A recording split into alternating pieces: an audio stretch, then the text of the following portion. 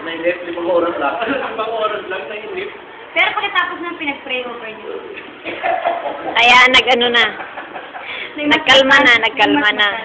Kailangan daw ng advisor yun. Oo nga. Huwag kang makialam dito, pare, ha? Talaga mo.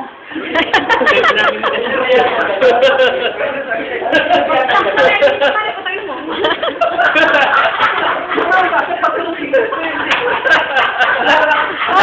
Sabi na ni Darin, okay. Sweetheart, dalawang beer pa ka dito. Hindi. Ano nga yung tawag dito sa babae? Ano mo yung sabi, Dora? Darling, sweetheart. Kaya nilagsawan eh. Oo, ang sarap. Ay, si John, hindi naman ako binigyan. Ay, mga kalalakihan, uniforme, ha? Lahat. Oo nga, mura na lang ang Pero hindi uniform. pa nabasa yung magdidemo. Tama nga yung nabili ko na rin. Ano? Hindi kung sino.